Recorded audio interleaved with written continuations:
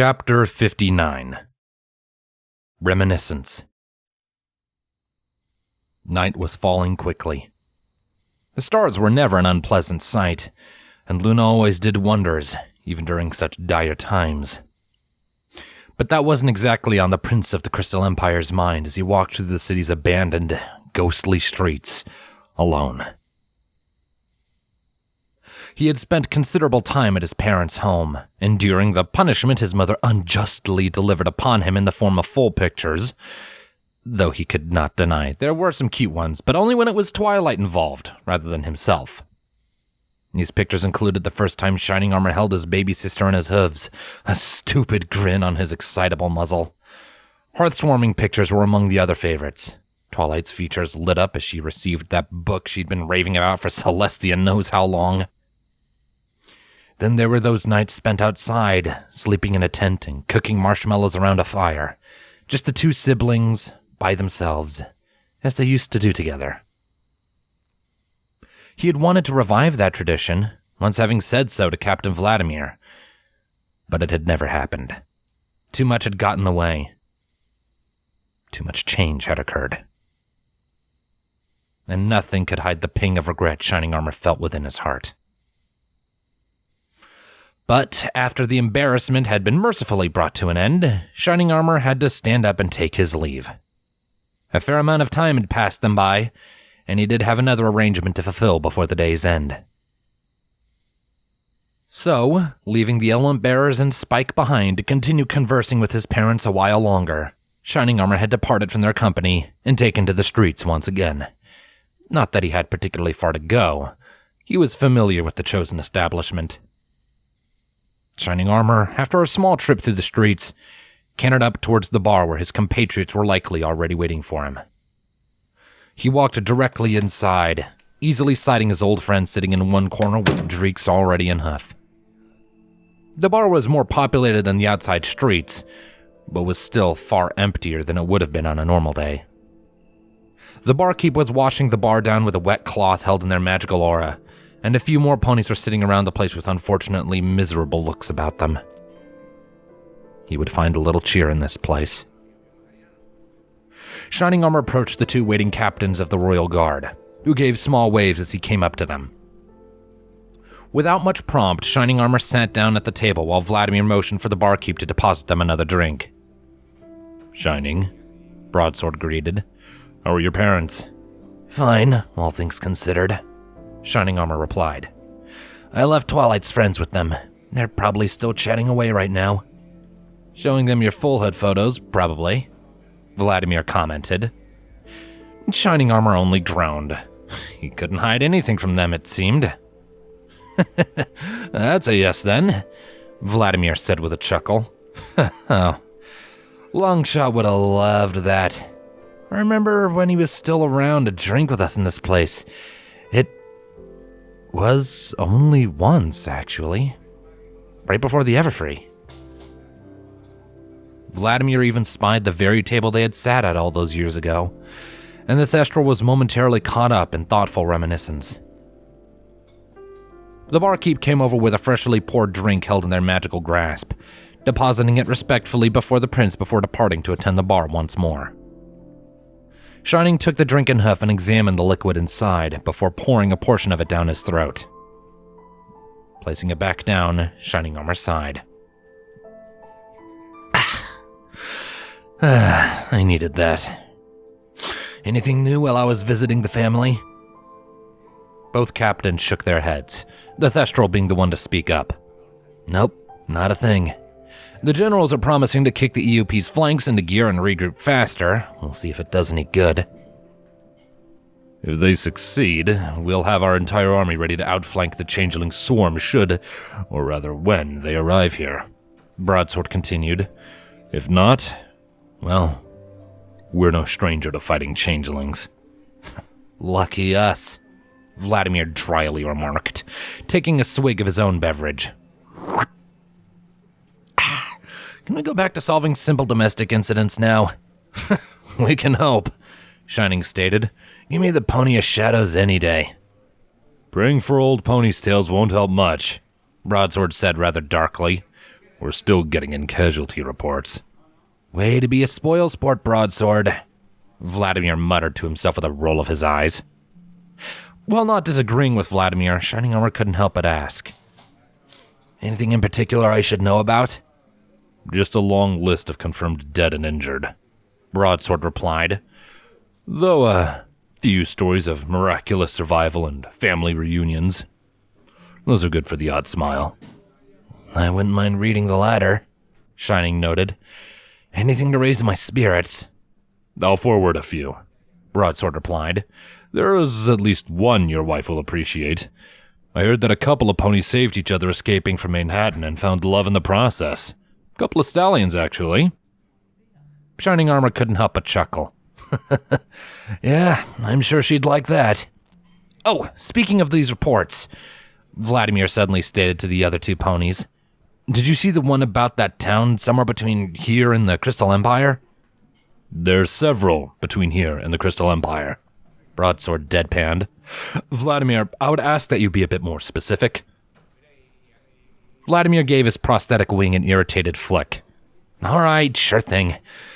Suffice to say, you probably won't find it on any official map we have lying around. Shining Armor raised an eyebrow.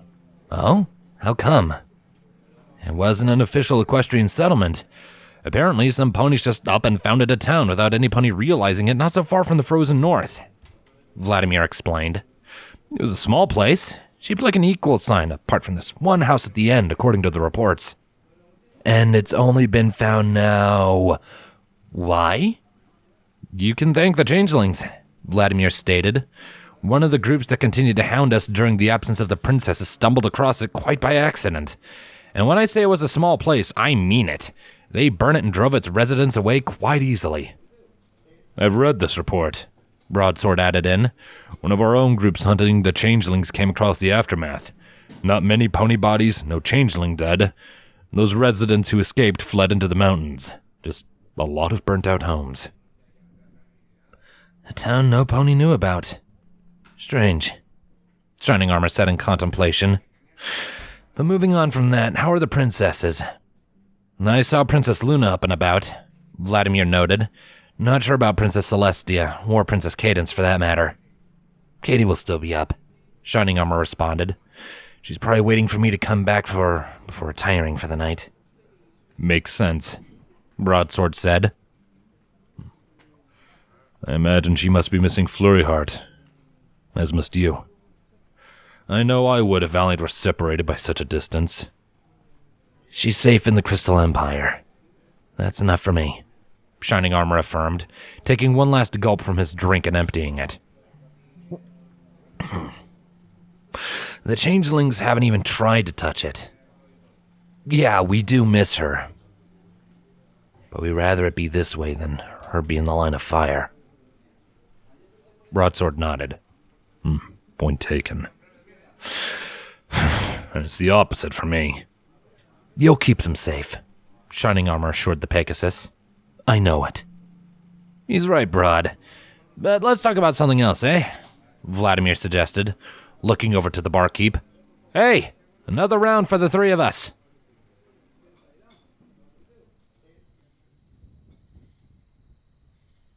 Far away from Canterlot and the mellow festivities undertaken by its captains, the Changeling swarm still persisted as a dour blight upon the otherwise idyllic landscape. The swarm moved its way throughout the landscape, batting away those who took too much notice while closing in on their prey. With the moon high in the sky, they all made sure the drones would be strong and able for the battle to come, the Changeling queens keeping a watchful eye on those they watched over on the Empress's behalf. Every one of the Changeling queens was present, the swarm having separated out under each queen, while those who needed physical rest did so. On the morning's arrival, they would rejoin and finish what they had set out to do. At the head of one such group, standing vigilantly atop a large boulder, Queen Twilight Sparkle observed those who followed her. Half of her followers slept soundly and obediently, the other half helping keep their safety assured until the day's first light. Halfway through the night, the two halves would swap, but that was yet hours away.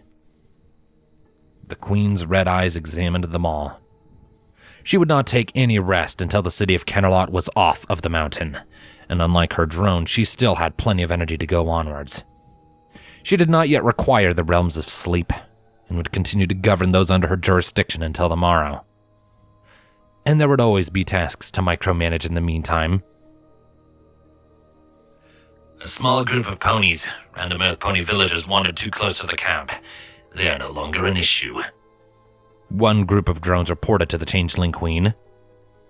A predator almost tore apart one of our patrols, likely having wandered out of the Everfree Forest during the town's destruction. It shall be gutted for food now. Another group informed the Queen.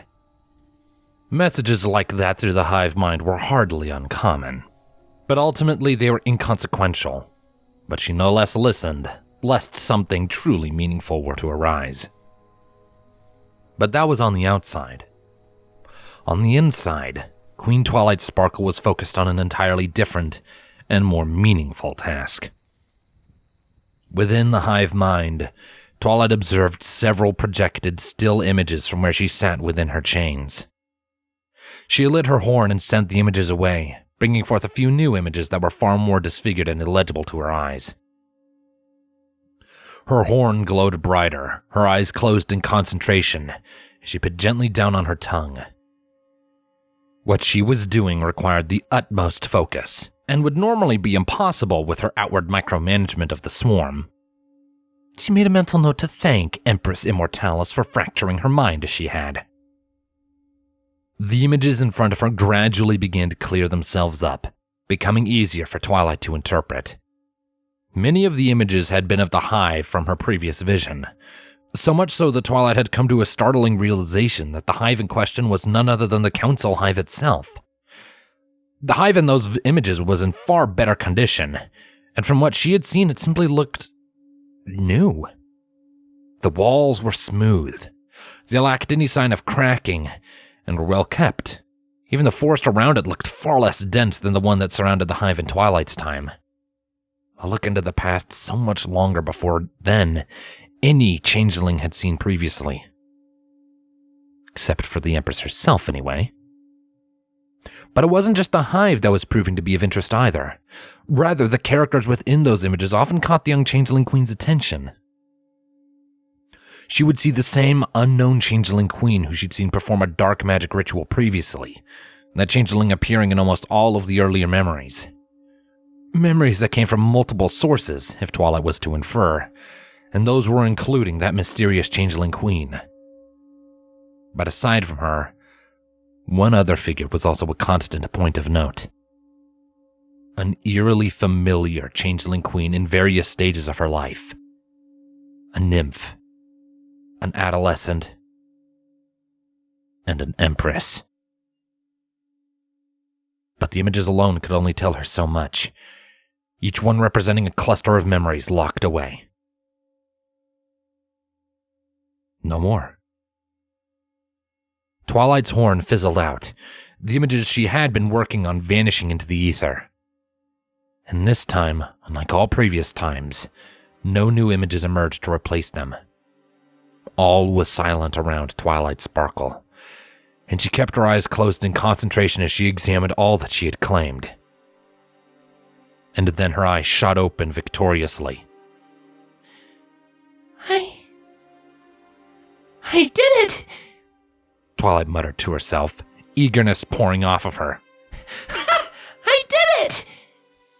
Those had been the very last of the memory cluster she had been working so hard to unlock. Everything she had taken from the Empress's head was now hers forevermore, and she had no intention of letting them slip by. Of course, the Empress knew she had them, and that was still of slight concern to the bearer of magic. Immortalis certainly hadn't meant for her to have them, but neither had she done much about it beyond being angry. She was certain that nothing in there would help Twilight out of her predicament, and Twilight was still certain that she was being truthful. Directly, at least. Understanding your enemy was never something to go amiss, and Twilight swore then and there that she would understand Immortalis and her self-proclaimed natural order. She would know what turned her into the monster she became, what brought the Empress of the Changelings into being. After all, Who was she, former protege to the Princess of the Sun, to say no to a history lesson? Content, Twilight closed her eyes once more and focused on the complete memories now coursing through her head. She sought out exactly where she had been cut off on her previous attempt, where the unnamed Changeling Queen had begun her ritual, and she poured all of her concentration into that one exact moment. And she allowed it to overtake her, reality warping from her ethereal prison to that of a familiar, hidden chamber.